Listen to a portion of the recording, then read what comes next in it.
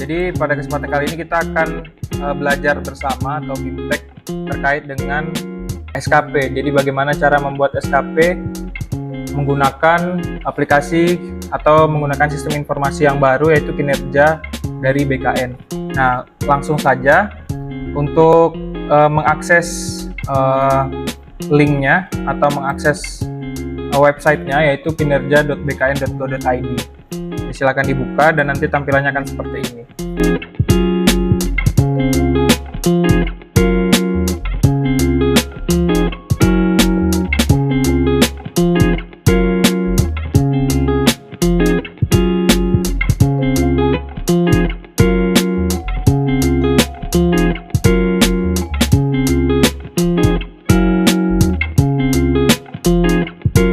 Untuk caranya yang pertama yaitu pastikan dulu profil dari masing-masing sudah betul. Bisa klik di profil di sebelah kiri di menu. Nah, kemudian dicek data pribadi, data atasan, dan lain sebagainya. Nanti kalau sudah betul bisa dilanjutkan. Tapi kalau misalkan ada yang salah, nanti tinggal diklik di Sinkro CASN.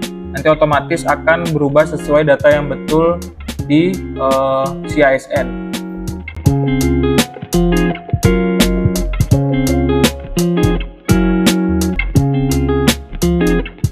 Langsung saja untuk ke SKP, cara pembuatannya tinggal klik menu SKP. Nah, kemudian untuk cara menambahkannya, yang pertama yaitu di sebelah kanan, tombol biru sebelah kanan atas, tambah periode SKP. Nah, ini untuk yang membuat periode SKP itu kita harus menentukan periode awal, periode akhir, dan pendekatannya. Nah, untuk tahun 2023 berarti periode awalnya itu 1 Januari 2023. Nah, untuk periode akhirnya itu berarti bulan Desember, 31 Desember 2023. Nah, kemudian untuk pendekatannya, untuk SKP berdasarkan Permenpan 6 ini tahun 2022, khususnya untuk dalam aplikasi ini tuh untuk sekarang disarankan itu menggunakan pendekatan kuantitatif. Jadi tinggal diklik saja, nanti ada muncul pilihan dan pilih kuantitatif.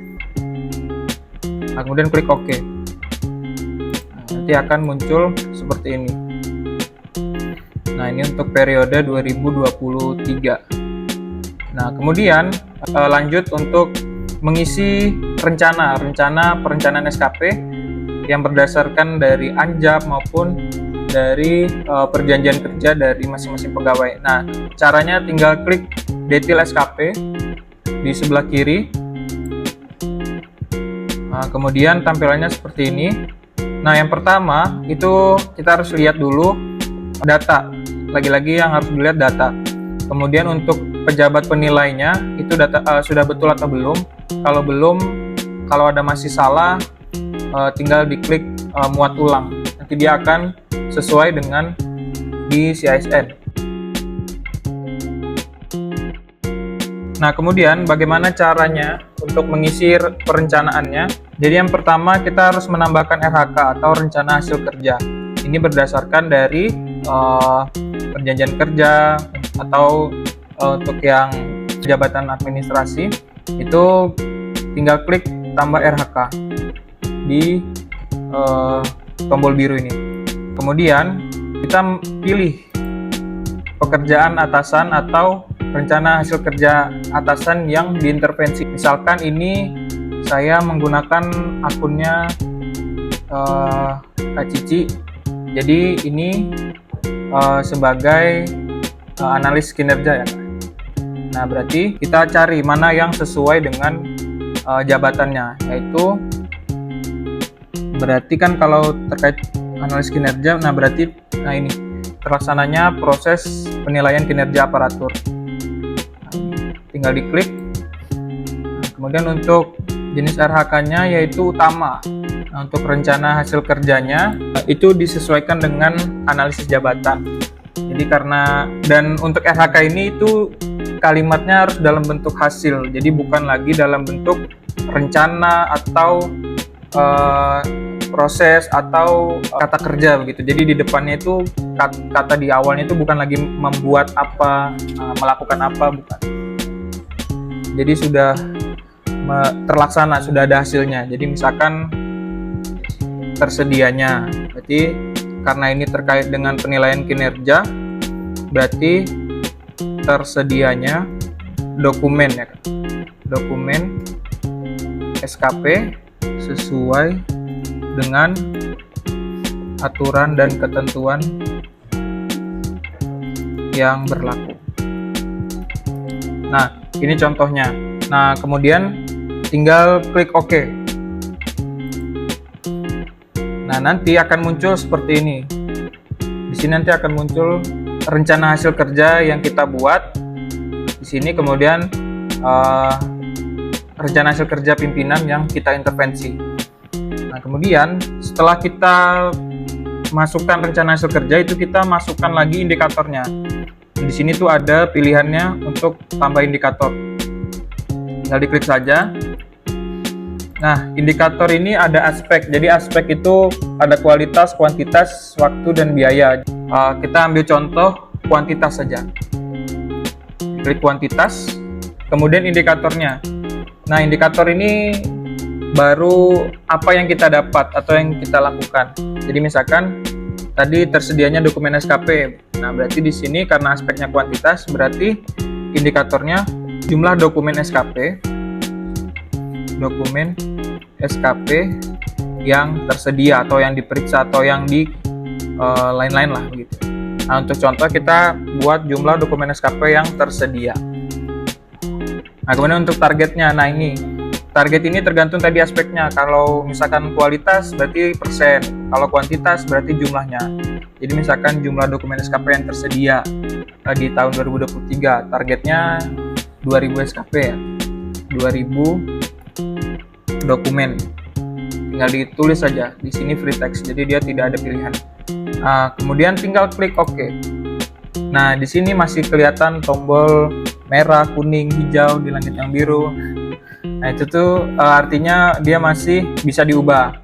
Karena ini masih kita buat, belum diajukan. Nanti kalau sudah diajukan itu sudah tidak bisa diubah. Cara mengajukan, tinggal klik di sini ada pilihan ajukan SKP. Klik ajukan SKP. Nah, ini sudah tidak ada lagi tombol edit atau hapus.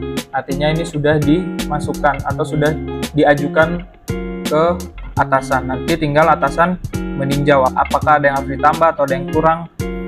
Nanti juga atasan juga kalau memang sudah betul, atasan bisa menilai. Mungkin sampai sini dulu untuk penjelasan bagaimana cara membuat SKP dan cara mengajukannya kepada atasan. Nanti setelah ini mungkin akan ada sesi tanya jawab. Silakan kalau misalkan ada yang belum bisa atau masih ada yang bingung begitu, terkait dengan pembuatan pengajuan SKP.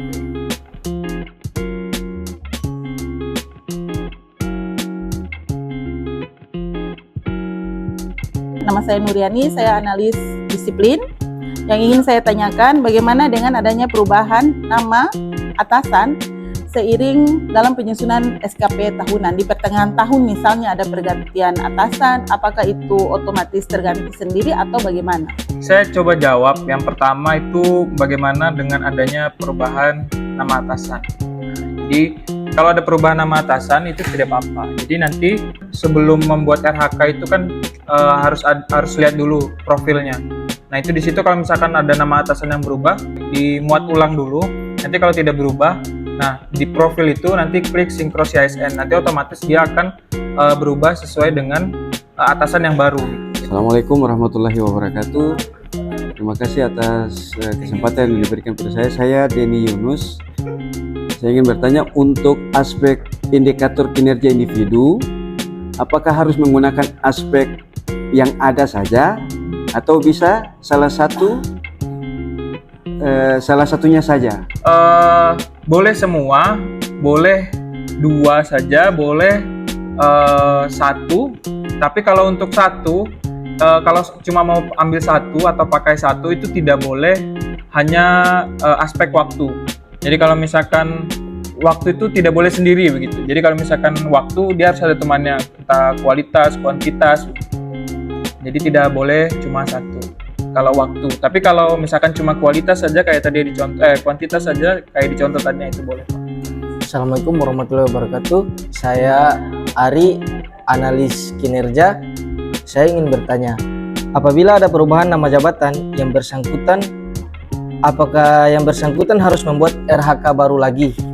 Jadi kalau misalkan berubah jabatan, tinggal buat periode baru. Jadi kalau misalkan berubah jabatannya di bulan Mei, berarti periode yang awalnya itu yang misalkan dari Januari sampai Desember diubah jadi Januari sampai April. Kemudian buat baru lagi dari Mei sampai Desember. Nah itu dengan jabatan yang baru, otomatis periode baru dengan RHK dengan jabatan yang terbaru gitu.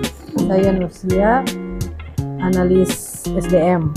Saya mau bertanya untuk RHK, apakah RHK bisa lebih dari 1 untuk 1 RHK pimpinan yang diintervensi?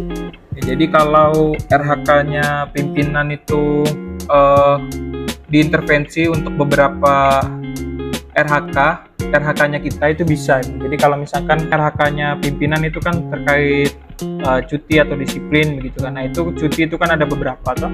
Jadi kalau misalkan cuti, misalkan untuk RHK atasannya itu tentang cuti, misalkan otomatis kan yang bawahannya mengintervensi, ada cuti melahirkan, cuti alasan penting dan lain-lain. Jadi itu bisa. Assalamualaikum, saya Pramawati, pengelola data. Yang ingin saya tanyakan, bagaimana apabila RHK yang diajukan ada penambahan atau perubahan RHK? Nah, itu kalau itu kita sebagai staff itu harus komunikasi ke atasan kita. Jadi gimana? Jadi untuk merubah status SKP kita itu dari pengajuan menjadi draft kembali gitu. Nah, jadi demikian Bapak Ibu, tadi sudah kita ikuti gimana caranya membuat SKP. Nah, jadi kesimpulannya tadi kan sudah sampai ke bagaimana kita mengajukan SKP ke atasan. Nanti tinggal setelah ini atasan mereview, kalau misalkan sudah disetujui, nanti tinggal kita input rencana aksi atau juga bukti dukung kegiatan pekerjaan kita yang kita buat selama per bulan begitu. Jadi kita input rencana aksinya, kita masukkan bukti dukungnya, nanti atasan kita bisa menilai bagaimana pekerjaan kita.